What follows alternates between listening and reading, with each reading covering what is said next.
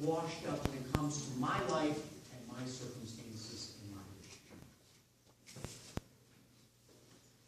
That's what the children of Israel were dealing with. You know, if you were an Israelite living during Isaiah's time, you remember growing up with incredible stories about a powerful, elite-level God.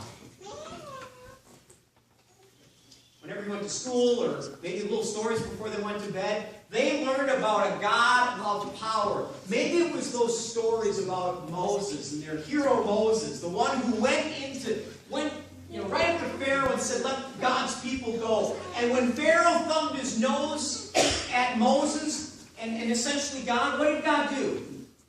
Remember those incredible elite status acts of power?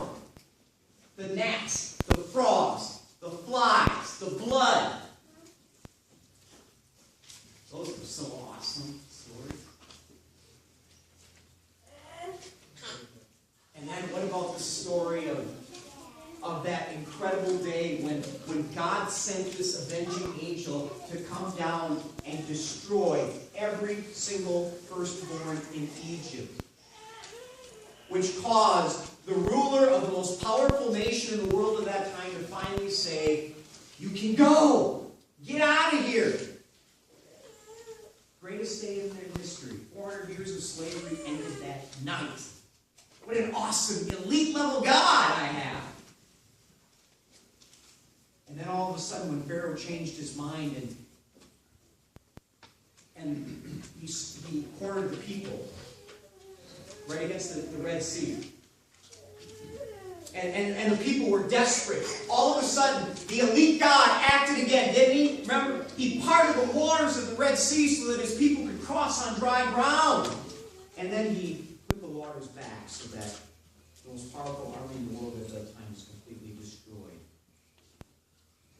And as a child living, those stories just meant, what an incredible God that I have. But you see, this is a new generation of Israelites that Isaiah is prophesying to. He's talking about a new generation who didn't experience that personally. To them, maybe they just seemed like stories that just sort of, you know how stories and legends grow over generations because they get like better and better and better and better as they're being told?